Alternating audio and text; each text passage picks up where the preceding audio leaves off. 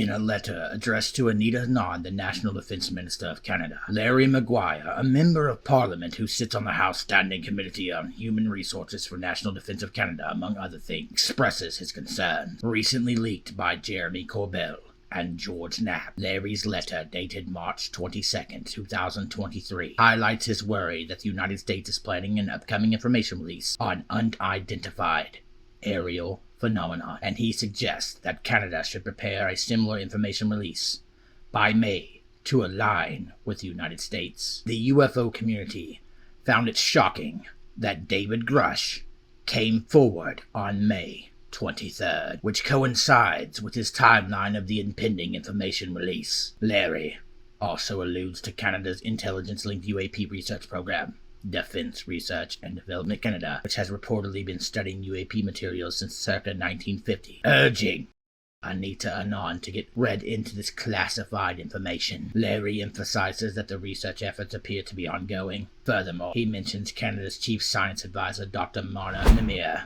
who is working on Sky Canada project aimed at identifying UAP in Canadian skies.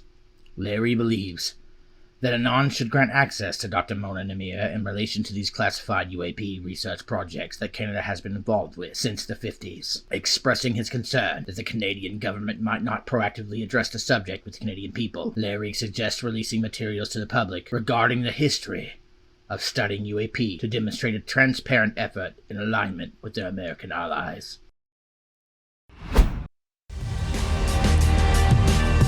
A team of researchers, including Harvard astronomer Avi Loeb, may have just found a trace of an interstellar object in the ocean, which Loeb believes could have alien origins. And he joins us now to discuss this. Welcome, Dr. Loeb. So the fascinating part about this is that we've discovered things like this before.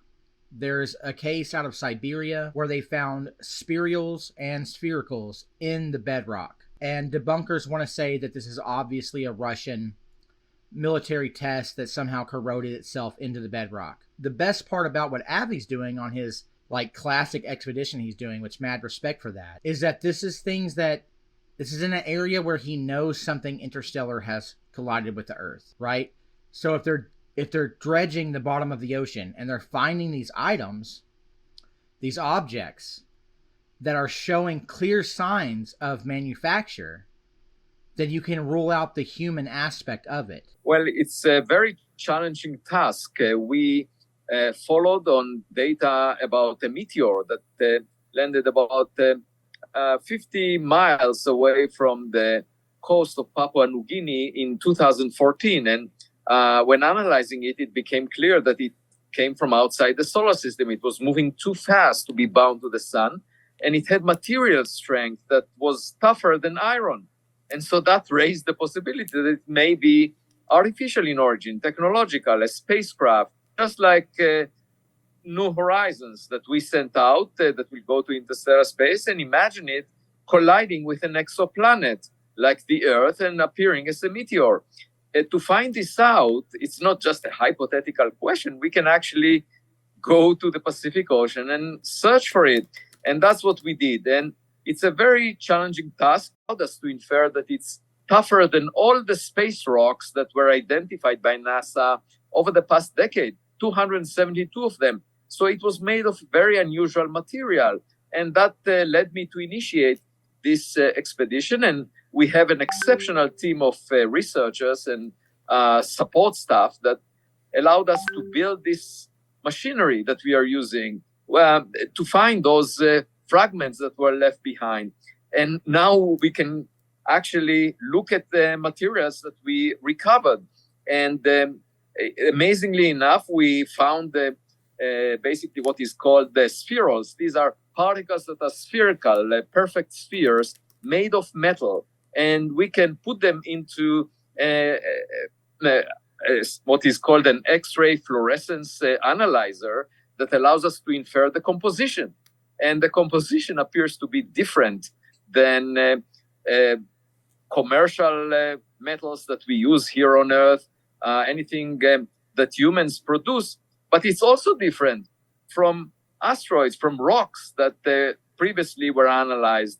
And that makes, first of all, it implies that perhaps indeed it originated from a completely different environment, and moreover, perhaps it was manufactured. A magnesium meteor fell in April, and the youngest teenager in this Vegas family called the police to their home to investigate aliens in his backyard. Bigfoot aliens. Not just regular aliens, but 8, 9, or 10-foot tall aliens. There was no follow-up footage retrieved at all that showed these beings. We've looked into it. We can't find anything. No, there aren't aliens visible in the cracks of the fence. No, there aren't aliens sitting in the forklift. Why would they be chilling in a forklift? A forklift does nothing to aliens, surely. Vegas Police Department did not try to cover up the event. OSI didn't show up. The camera they set up afterwards, the police department, was probably taken down shortly after. I think the police department would want to have some kind of monitoring set up initially if there was an explosion reported. And, of course, aliens in someone's backyard. Lastly,